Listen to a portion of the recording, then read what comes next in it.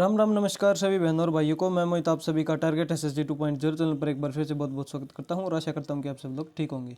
तो दोस्तों आज से हम करने वाले नया एक 2.0 सॉरी सीरीज जो नवीन सर के प्रैक्टिस सेट है उसके फर्स्ट प्रैक्टिस सेट का सुपर फास्ट रिवीजन, और इसकी जो PDF होगी वो आपको हमारे टेलीग्राम चैनल पे मिल जाएगी और टेलीग्राम चैनल का जो लिंक होगा वो आपको हमारे डिस्क्रिप्शन बॉक्स से मिल जाएगा। तो आप वहाँ से जाके ज्वाइन कर लेना और वीडियो को वो अपने मेरे भाई ज़्यादा से ज़्यादा शेयर कर देना, जिससे मुझे मोटिवेशन मिले और मैं भी आपके लिए आगे वीडियो बनाता रहूँ। ठीक है ना मेरे भाई। तो चलिए अपनी वीडियो को स्टार्ट करते हैं, देरी नहीं करते हैं। पहला क्वेश्चन जो आज हमारा था वो था कथकली से। कथकली से कैसे था? महाभारत, रामायण, महाकाव्य और पुराणों की कहानियों से में सन्निहित है। ठीक है ना। इसमें जो महाभारत, रामायण, महाकाव्य और पुराणों के बारे में बताया गया है, संबंधित है इससे। ये केरल के एक और है जो अन्य है, वो केरल से कौन सा संबंधित है? मोहिनीअट्टम जो है वो भी केरल से संबंधित है। कुल शास्त्रीय नृत्य कितने हैं? 8 है संस्कृति संगीत नाटक अकादमी के अनुसार, और संस्कृति मंत्रालय के अनुसार 9 है। 9वां है छऊ। ठीक है ना। और छऊ के 3 प्रकार होते हैं। छऊ के 3 प्रकार होते हैं। छऊ के 3 प्रकार होते हैं। फर्स्ट हमारा मयूरभंज छऊ जो उड़ीसा का है। सारेकेला छऊ झारखंड का, हमारा पुरुलिया छऊ पश्चिम बंगाल का है। कुचिपुड़ी आंध्र प्रदेश, कृष्णा जिले में आंध्र प्रदेश के कृष्णा जिले में कुचिलापुरम गांव से संबंधित है। स्त्रिया हमारा 8वां है। 2000 में शामिल किया गया था। इसके संस्थापक है श्रीमद शंकर देव। ये असम से राज्य से संबंधित है। सबसे नया है। कितना पुराना है? 500 ईसा वर्ष पुराना है। ठीक है ना मेरे भाई। अगर आपको ये लग रहा है कि मैं तेज बोल रहा हूँ या फिर जल्दी जल्दी बोल रहा हूँ तो भाई हम सुपर फास्ट रिवीजन कर रहे हैं, पहली बात तो। और दूसरी बात कि आपको अगर तेज लग रहा है तो आप यूट्यूब में सारी चीज़ों का ऑप्शन है कि आप कम ज़्यादा कर सकते हो स्पीड को। ठीक है ना मेरे भाई। लेकिन मैं अपने पेशेंस पे चलूँगा ताकि किसी भी प्रकार की दिक्कत ना हो पाए और वीडियो मतलब शॉर्ट बने, जिससे मतलब आपको ज़्यादा देर वीडियो ना देखनी पड़े। ठीक है ना। चलिए आगे देखते हैं। सबसे पुराना जो संगीत नाटक शास्त्रीय नृत्य है, क्लासिकल डांस है, CD मतलब क्लासिकल डांस, वो भरतनाट्यम, ये तमिलनाडु का। TN मतलब तमिलनाडु। उड़ीसी हमारा उड़ीसा का है। 7वां जो हमारा मणिपुरी है। 8th हमारा कथक है, नॉर्थ इंडिया का। और हाँ एक और बात, अगर आपको PDF से रिलेटेड कोई दिक्कत आ रही है कि भाई ज़्यादा समझ में नहीं और थोड़ा सा आप लोग, लेकिन मैंने पूरी कोशिश की भाई, लगभग 3 घंटे लगे मुझे आज इस क्लास को लेने में, लिखने में। तो आप समझ सकते हो ना भाई, मेरे भी एफर्ट लगते हैं, तो थोड़ा बहुत तो चलो आप मैनेज कर लेना भाई, इतना तो आप कर ही सकते हो। ठीक है ना। चलिए आगे देखते हैं। नेक्स्ट हमारा कथकली। कथकली से क्या है? कथकली में जो हमारा नायक होता है उसको हम पाचा कहते हैं। खलनायक को हम काथी कहते हैं या कथी भी कहते हैं। और इसकी जो मुद्रा होती हैं, डांस की फॉर्म, वो 24 हैं। श्रृंगार इसमें 5 प्रकार का होता है। इसमें जो भाषा होती है वो मणिप्रबलम बनती है मलयालम प्लस संस्कृत के मेल से। भाषा और राज्य, मलयालम हमारी केरल राज्य से है, कोकवोरेक हमारी त्रिपुरा से है, और कोंकणी हमारी है गोवा से। ठीक है ना दोस्त। आगे चलते हैं। क्वेश्चन नंबर 2 हमारा UN से था। UN मतलब संयुक्त राष्ट्र। और ये इसका जो मुख्यालय वो है न्यूयॉर्क सिटी में। ये I है मतलब फर्स्ट, ये जो रोमन नंबर होते हैं ना हमारा, ये रोमन नंबर लिखा मैंने। इसीलिए वीडियो सोल्यूशन दे रहा हूँ कि आपको मेरे जो शॉर्ट्स हैं, मतलब शॉर्ट फॉर्म में जो लिखता हूँ वो आपको मेरे समझ में आ जाए, फिर आप PDF से आराम से पढ़ सकते हो, फिर आपको दिक्कत नहीं आएगी। ठीक है ना भाई। एक बार ये वीडियो जरूर देख लेना जितने भी भाई। फर्स्ट वर्ल्ड वॉर जो WW मतलब वर्ल्ड वॉर। ठीक है ना भाई। जो WW का मतलब है वर्ल्ड वॉर। ठीक है। मैं लिख नहीं सकता लेकिन मैं हाथ से पढ़ता हूँ, इसलिए मैं मेरे पास पेन टैब वगैरह नहीं है। जैसा भी आपके लिए कर रहा हूँ मैं मैनेज, और आपके लिए कंटेंट प्रोवाइड करवा रहा हूँ फ्री में। इतना कंटेंट कोई फ्री में प्रोवाइड नहीं करवाता मेरे भाई, बहुत ही कम लोग हैं। मैं नहीं बोल रहा हूँ कि है नहीं है, लेकिन है, वो भी करवाते हैं, लेकिन मैं भी आपको करवा रहा हूँ फ्री में ही। तो थोड़ा बहुत सपोर्ट आप दिखा सकते हो भाई। थोड़ा जल्दी जल्दी बोल रहा हूँ तो इसलिए जुबान तो चला रही है। जो फर्स्ट वर्ल्ड वॉर हुआ था वो हमारा 1914 से 18 तक हुआ था। उस समय एक संस्था की स्थापना हुई थी, LAON। इसका जो मतलब होता है, फुल फॉर्म है लीग ऑफ नेशंस। ये 10 जनवरी 1920 को स्थापना हुई थी इसकी। फिर सेकेंड वर्ल्ड वॉर के टाइम पर एक की स्थापना हुई थी संस्था की। सेकेंड वर्ल्ड वॉर हमारी चली थी 1939 से 1945। उस टाइम UNO की स्थापना हुई थी 24 अक्टूबर 1945 को। UN के जो अंग हैं, UN के जो अंग है वो तो कितने 6 हैं, जिसमें से 5 के जो हेडक्वार्टर है वो न्यूयॉर्क में ही है। एक है जो अलग से है जिसका न्यूयॉर्क में नहीं है, वो है ICI मतलब अंतर्राष्ट्रीय न्यायालय। इसका द हैग में है। और द हैग कहाँ पे है? न्यूजीलैंड में है दोस्तों। ठीक है ना। मैं कोमा लगा दिया, आपको बिल्कुल क्लियर PDF मिलेगी। ठीक है भाई, देख लो चाहे, एक नंबर की क्लियर रेंज मिलेगी PDF में, ना कोई दिक्कत मिलेगी। एरर वगैरह की एक दो बार हो सकती है गड़बड़ी। ठीक है ना भाई। UN में जो भाषा होती है वो यूज़ होती थी। UN में जो भाषाएं हैं वो इंग्लिश, फ्रेंच, चीनी, अरबी और रशियन और स्पेनिश, ये हमारी यूएन की भाषाएं हैं। यूएन में जो चैप्टर होते हैं वो 19 होते हैं। उसमें जो एक्ट हैं वो 111 एक्ट हैं। यूएन सुरक्षा परिषद में 15 सदस्य होते हैं, जिसमें से 10 अस्थायी होते हैं और 5 स्थायी होते हैं। अब इसको थोड़ा सा हम जूम कर लेंगे यहाँ पे आराम से पढ़ लेंगे, क्योंकि फिर समझ में अच्छे से आ जाएगा। पीडीएफ में भी ऐसे ही पढ़ना। 5 स्थायी होते हैं, जिसमें 2 स्थायी हैं, वो यूएस है, ब्रिटेन, चीन, फ्रांस और रशिया है। अस्थायी सदस्य 2 वर्ष के लिए चुना जाता है। इंडिया जो है अस्थायी सदस्य है, इंडिया 8 बार चुना जा चुका है और जापान 12 बार चुना जा चुका है। और जो अस्थायी सदस्य हैं ये 1 वर्ष में 5 देश चुने जाते हैं। कितने देश चुने जाते हैं? 5 वर्ष। इंडिया पहली बार 1950 में चुना गया था। ठीक है ना भाई। अब चलते हैं आगे की ओर। इसको वैसे ही कर लेते जैसा था ये, हाँ ऐसे ही कर लेते, बस बहुत है इतना। तो 24 अक्टूबर 1945 टोटल जो यूएन में जो 51 देशों ने साइन किया था, 51वां देश था पोलैंड। वर्तमान में यूएन सदस्य 193 हो गए हैं। नोबेल पुरस्कार से, थर्ड क्वेश्चन हमारा नोबेल पुरस्कार से संबंधित। नोबेल पुरस्कार की जो स्थापना की थी वो किसने की थी? अल्फ्रेड नोबेल ने की थी। और इन्होंने किस चीज़ का आविष्कार किया था? इन्होंने डायनामाइट का आविष्कार किया था दोस्तों। इनका जो जन्म हुआ था 1833 में, इनकी जो मृत्यु हुई थी 1896 में। और देश किससे संबंधित है? स्वीडन से देश से संबंधित है। नोबेल पुरस्कार की जो घोषणा हुई थी पहली बार वो 1900 में हुई थी, और पहली बार जब ये दिए गए थे वो दिए गए थे 1901 में। ये शुरू में 5 फील्ड्स में दिया जाता था। एक तो भौतिकी, रसायन, चिकित्सा, साहित्य और शांति के लिए। ठीक है ना भाई। अब देखते हैं यहाँ पे थोड़ा सा 1969 में 6th जो टाइप थी, मतलब इसकी जो देने की, वो जोड़ी गई थी अर्थशास्त्र। घोषणा इसकी हुई थी अक्टूबर में, मतलब घोषणा जो इसकी नोबेल प्राइज की जो घोषणा होती है देने की, वो अक्टूबर में होती है ओस्लो में। और दिए जाते हैं ये 10 दिसंबर को, हर साल 10 दिसंबर को स्टॉकहोम में। ठीक है ना मेरे भाई। शांति का नोबेल है जो एक, वो केवल और केवल शूटिंग संसद नॉर्वे द्वारा दिया जाता है। सबसे और आगे हमारा सबसे कम उम्र में जो नोबेल पुरस्कार था वो किसने जीता था?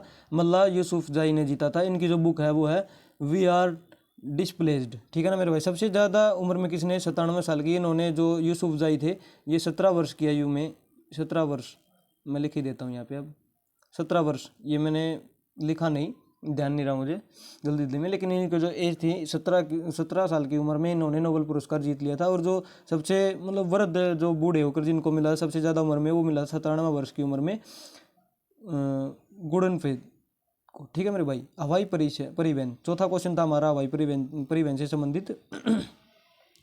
हवाई परिवहन की जो शुरुआत हुई थी 1911 में, हवाई डाक सेवा के नाम से जाना जाता था।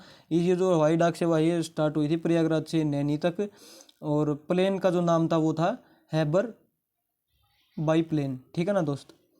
1932 टाटा एयरलाइन की शुरुआत हुई थी। और 1946 में यह है एयर इंडिया, इसका जो नाम था बदल कर क्या कर दिया गया?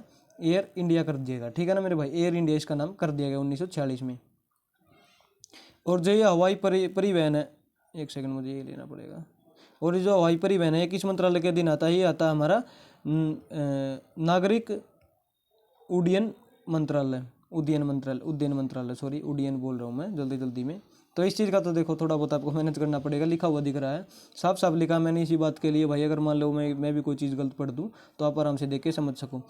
मैंने काफ़ी चीज़ शॉर्ट फॉर्म में लिखी होंगी तो उनको भी आप समझ ही जाओगे। अगर आप प्रैक्टिस सेट ले रहे हो नवीन सर के तो आपको पता होगा भाई उस शॉर्ट फॉर्म का कितना, इतना तो ध्यान रहता भी है अगर उसी दिन आपको रिवाइज करते हो तो। भारत का सबसे जो बिजी हवाई अड्डा है वो कौन सा है? इंदिरा गांधी एयरपोर्ट नई दिल्ली में है। और इंदिरा गांधी IGI का मतलब है इंदिरा गांधी एयरपोर्ट। और दूसरा सबसे बड़ा जो एयरपोर्ट है वो राजीव गांधी हैदराबाद का है। 100वां एयरपोर्ट जो भी बना वो पाइकियांग का सिक्किम में। और वायुयान एक्ट जो आया था वो आया था 1934 में। ठीक है ना मेरे भाई।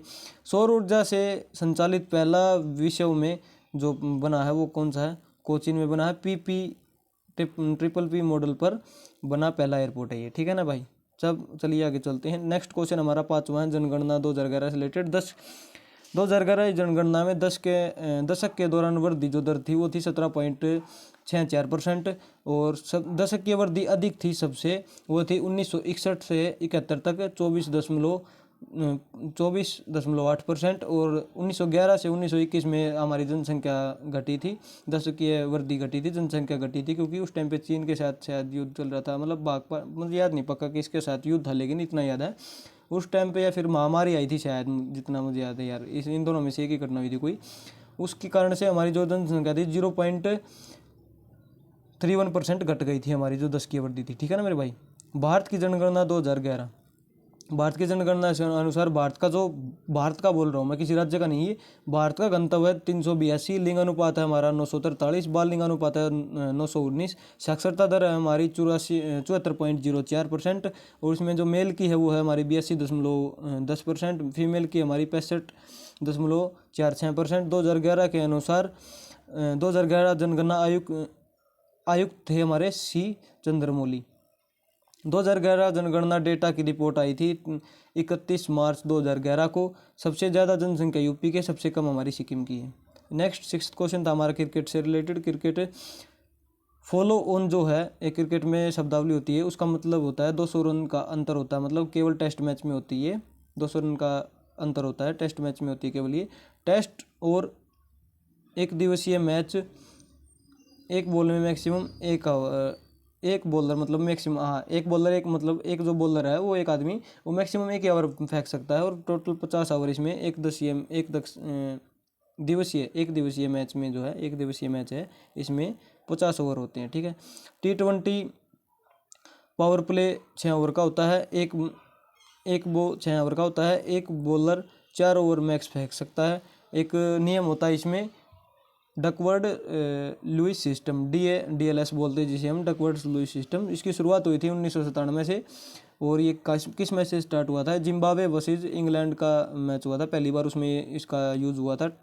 टेस्ट में नहीं होता है, तो हमारे टेस्ट मैच होता है उसमें DSL का यूज़ नहीं है, डकवर्ड लुईस सिस्टम का यूज़ नहीं होता है। DRS हमारा होता है डिसीजन रिव्यू सिस्टम। फर्स्ट बार 2008 में इंडिया वर्सेस श्रीलंका का मैच चल रहा था, ये मतलब DRS से आउट होने वाले पहला खिलाड़ी है वीरेंद्र सहवाग। पहला ODI कप्तान अजीत वाडेकर थे। टेस्ट मैच 5 दिन के लिए होता है, 90 ओवर होते हैं इसमें, और इनकी जो कुछ टाइमलाइन है वो देख लेते हैं। इसमें जो लंच टाइम होता है हमारा टेस्ट मैच में, उसके लिए 40 मिनट मिलती है, टी ब्रेक के लिए 20 मिनट मिलती है, इनिंग्स ब्रेक होता है हमारा 10 मिनट का। ODI में और दोनों लंच टाइम और टी ब्रेक नहीं मिलता, इसमें सीधे 40 मिनट की इनिंग ब्रेक होता है, और T20 में भी 10 मिनट का इनिंग ब्रेक होता है, ठीक है ना दोस्त। 7वां क्वेश्चन हमारा उपन्यास रेत समाधि उपन्यास। रेत समाधि जो उपन्यास है वो किसका? हमारा गीतांजलि श्री का। इन्होंने, और इनको 2022 का बुकर इंटरनेशनल अवार्ड दिया गया है। इंग्लिश ट्रांसलेशन जो रेत समाधि का किया है वो किया था डेजी रोकवेल ने, ठीक है ना दोस्त। बुकर इंटरनेशनल 2005 से शुरू हुआ था। बुकर अवार्ड और मेन बुकर अवार्ड ये होता है, इसकी शुरुआत हुई थी 1969 से। गीतांजलि श्री की कुछ अन्य पुस्तक है, ट्रोइस्ट बुक और द एम्प्टी स्पेस, ठीक है ना दोस्त।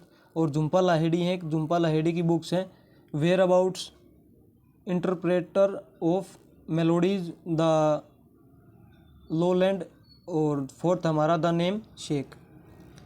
8th क्वेश्चन हमारा, अब हमारी हिस्ट्री के क्वेश्चन स्टार्ट हो गए हैं, हमारा स्टैटिक जीके हो गई खत्म। गवर्नर, जो हमारे भारत के पहले गवर्नर थे, बंगाल का पहला गवर्नर जिसे हम बोलते हैं, वह बंगाल लिख नहीं पाया मैं जल्दी में, मतलब सर ने पहले गवर्नर पहले लिखा था, मैं साथ लिखता हूँ ना, तो बाद में लिख नहीं पाया, फिर मैंने सोचा कि मतलब थोड़ा सा वो करना पड़ेगा, तो उसे साफ सुथरा नहीं लिखा जाएगा। तो यहाँ पे आप देख लेना, यहाँ पे बंगाल का ही है। बंगाल का पहला गवर्नर क्लाइव है। बंगाल का पहला गवर्नर जनरल कौन था? वो था हेस्टिंग।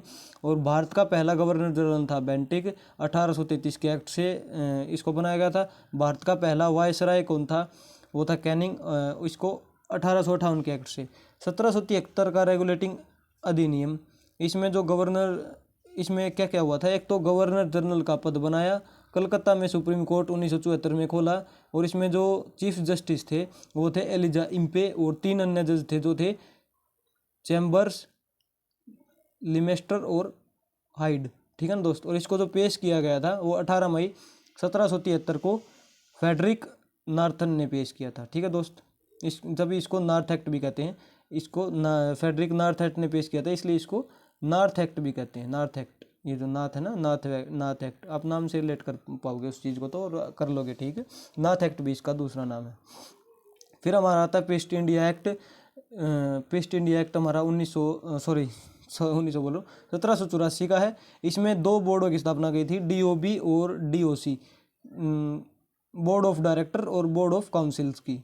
बोर्ड ऑफ डायरेक्टर्स में 24 सदस्य होते थे और बोर्ड ऑफ काउंसिल में 6 सदस्य होते थे। इसमें व्यापारिक मामले देखे जाते थे, और जो बोर्ड ऑफ कंट्रोलर्स था, बोर्ड ऑफ डायरेक्ट और बोर्ड ऑफ कंट्रोलर था, कंट्रोलर था, ये मैं जब गलत बोल गया तब मैं गलत बोल गया, मतलब राजनीतिक मामले इसमें बोर्ड ऑफ कंट्रोल्स में देखे जाते थे। और जो बोर्ड ऑफ कंट्रोल्स का जो रेवेन्यू जाता था, मतलब तनख्वाह वगैरह जाती थी, वो भारतीय राजस्व से जाती थी, और किस एक्ट के तहत, 1793 एक्ट के तहत जाती थी, ठीक है ना मेरे भाई। नेक्स्ट हमारा 1813 एक्ट, EIC मतलब ईस्ट इंडिया कंपनी का एक अधिकार खत्म, और ईसाई मिशनरी आ सकते थे, मतलब जो ईसाई लोग थे वो भारत में अब आ सकते थे। भारत सरकार अधिनियम 1919, इसमें आधिकारिक मॉन्टेग्यू चेम्सफोर्ड रिपोर्ट आई थी। प्रांतों में द्वैत शासन शुरू हुआ था इसी से। और इंटरनेशनल नहीं सॉरी इंडिया मिलेगा, इंडिया विधान परिषद, इंटरनेशनल विधान परिषद शायद, ये मुझे पक्का याद नहीं, मैं बता दूंगा बाद में। उच्च सदन जो ये मेन भी नहीं इतना, विधान परिषद आप खाली रह सकते हो, इसको मतलब काट भी सकते हो, कोई विधान परिषद थी। विधान परिषद में इसमें 2 सदन बना दिए थे उन्होंने। एक तो उच्च सदन, जो हमारा आज के टाइम पे उच्च सदन है, लेकिन पहले इसको क्या बोला जाता है, इसको पहले बोला जाता था राज्य परिषद। इसमें 60 सदस्य होते थे। द्विसदनात्मक विशेष व्यवस्था थी ये। और इसमें निम्न सदन था, उसको पहले क्या बोलते थे, केंद्रीय विधानसभा। इसमें 145 सदस्य होते थे, ठीक है ना मेरे भाई। चलिए आगे चलते हैं। वायसराय की और इसमें एक और चीज़ थी 1813 वाले में, वायसराय की कार्यकारी परिषद में भारतीय होना आवश्यक है, ये भी इसी में बोला गया था। नेक्स्ट हमारा क्वेश्चन है 10वां, गवर्नमेंट ऑफ इंडिया एक्ट 1935, बहुत ही मतलब बहुत ही इंपॉर्टेंट है, इससे क्वेश्चन मिलता ही मिलता है। इसमें क्या क्या बताया गया था, एक तो था दास्ता का एक नया अधिकार पत्र, नया अधिकार पत्र का एक किसने कहा था, ये जवाहरलाल नेहरू ने कहा था। केंद्र में द्वैत शासन और प्रांतों में खत्म कर दिया, प्रांतों में स्टार्ट जो पहले बताया था मैंने उससे हुआ था। और प्रांतीय सरकार का गठन हुआ था 1937 में, बर्मा को अलग कर दिया था 1937 में। संघीय अदालत की स्थापना की थी 1937। टोटल जज थे 7, 6+1, एक था चीफ जस्टिस, जो होता है एक, वो था चीफ जस्टिस। वो कौन थे, वो थे मोरिस गेवियर, ठीक है ना दोस्त। RBI की स्थापना 1935 में हुई थी, लेकिन एक्ट था वो दूसरा था, RBI का एक्ट वो अलग है, लेकिन RBI की स्थापना इसी टाइम पर हुई थी। शक्तियों का विभाजन संघ, राज्य और संवर्ती सूची में इसी एक्ट से हुआ था। भारतीय स्वतंत्रता अधिनियम पारित जुलाई 1947 में हुआ था, और पूरी डेट पूछे तो 18 जुलाई को, ठीक है ना मेरे भाई। माउंटबेटन योजना, और इसका 3 और नाम माउंटबेटन योजना के इसके हैं। बोलकन प्लान, जो ये नेहरू जी ने कहा था, बोलकन प्लान इसको। और डिक्की बर्ड, ये इसके नाम थे। ये कब का है, 3 जनवरी 1947 का, ठीक है ना मेरे भाई। नेक्स्ट क्वेश्चन है 12th, किस यूरोपीय समुदाय ने भारत के साथ प्रथम व्यापारिक संबंध स्थापित किए, वो था हमारा पुर्तगाली आए थे पहले हमारे भारत में पहले। और जो पहला पुर्तगाली था वो कौन था, वास्को डी गामा, जो 3 बार भारत में आया था 1998, सॉरी यार क्या बोल रहा हूँ मैं, सॉरी भाई, 1498 और 1502 और 1524 में। और ये कहाँ पे आया था, ये आया था कालीकट में, कालीकट में आया था, केरल में, आज का केरल, कालीकट उस टाइम का कालीकट और आज का केरल।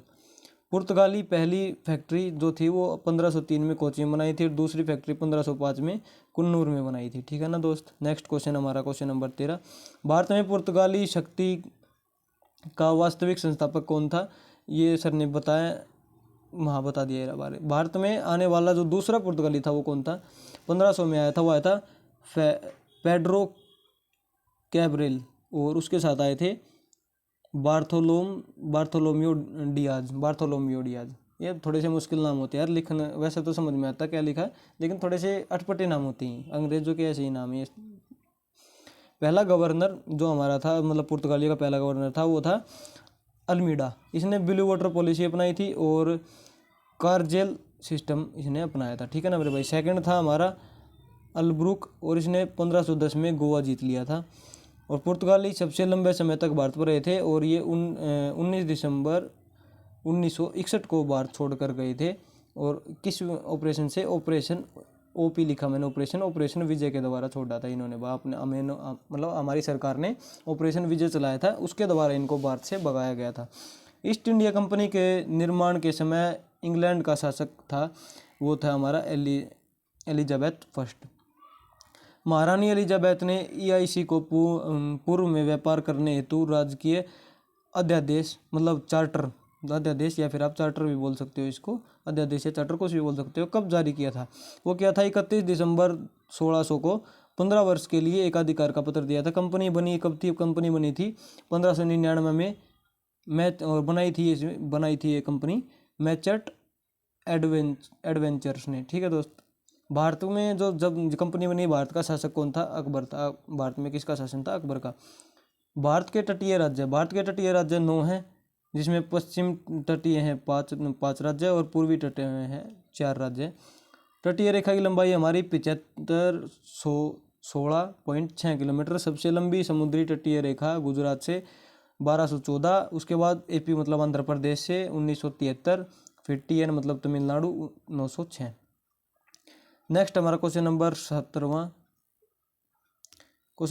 है। 9 डिग्री चैनल अवस्थित है, ये हमारा लक्षद्वीप तथा मिनिकॉय के बीच संबंधित है। 8 डिग्री हमारा मिनिकॉय तथा मालदीव और 10 डिग्री हमारा निकोबार तथा अंडमान के बीच। भारत का सुदर्शीय दक्षिण बिंदु, यहाँ पर थोड़ा सा मुझे लग रहा है कि थोड़ा सा हैंड राइटिंग में गड़बड़ हुई है, लेकिन इतना तो मतलब साफ दिख ही रहा है, मतलब लिखा तो ठीक ही मैंने। भारत का सुदर्श दक्षिण बिंदु हमारा इंदिरा पॉइंट है, और इंदिरा पॉइंट है। इसके अन्य नाम जो है पिगमिलियन पॉइंट और पार्सन पॉइंट। ठीक है ना दोस्त। और ये जो इंदिरा पॉइंट है ये कहाँ है? A और N मतलब अंडमान एंड निकोबार, जो साइन होता है ये एस का, ये उसके लिए होता है, एंड के लिए। एंड ना लिख के हम कई बार ये लगा देते हैं शॉर्ट फॉर्म में। पूर्वी बिंदु अरुणाचल प्रदेश कीबथू में है। पश्चिमी जो बिंदु है हमारा वो हमारा गुवाहाटी गुजरात में। उत्तरी बिंदु हमारा इंद्राकोल लद्दाख में है। भारत का अक्षांशीय विस्तार हमारा 8 डिग्री 4 मिनट से लेकर 37 डिग्री 6 मिनट तक उत्तरी अक्षांश है। और हमारा भारत का देशांतरीय विस्तार है हमारा 68 डिग्री 7 मिनट से 97 डिग्री 25 मिनट तक पूर्वी देशांतर। कर्क रेखा हमारी 8 राज्य से होकर गुजरती है, जिसमें हमारा पहला गुजरात, MP, छत्तीसगढ़, झारखंड, राजस्थान, पश्चिम बंगाल, त्रिपुरा और मिजोरम। हो गए ना पूरे? 1 2 3 4 5 6 7 8। हाँ ठीक है भाई, आगे चलते हैं। प्रधान मध्याह्न रेखा हमारी कहाँ से कौन से डिग्री से गुजरती है? वो हमारी 82.5 डिग्री पूर्वी देशांतर से गुजरती है। इसमें 5 राज्य से गुजरती है, ये टोटल 5 राज्य से गुजरती है। कौन कौन से हमारे? UP, MP, Chhattisgarh, Andhra Pradesh, Orissa. Question number last है हमारा, और ये सर ने होमवर्क दिया था लेकिन इसका आंसर मैंने आपको बता रहा हूँ। भारत में कौन सा केंद्रीय मौद्रिक नीति प्राधिकरण है? वो हमारा RBI, भारत रिजर्व बैंक। ठीक है ना दोस्त। तो वीडियो आज की कैसी लगी? वीडियो में कमेंट करके दोस्तों ज़रूर बताना। और वीडियो को मेरे भाई आपसे रिक्वेस्ट है कि वीडियो को ज़्यादा से ज़्यादा शेयर कर देना, तभी मैं आपके लिए भी और अच्छा करूँगा। वैसे भी करूँगा लेकिन और मुझे थोड़ा मोटिवेशन मिलेगा भाई। ठीक है ना। तो वीडियो को ज़्यादा से ज़्यादा शेयर करते ना। मिलते हैं अपनी नेक्स्ट वीडियो में। Enjoy the rest of your day. जय श्री राम।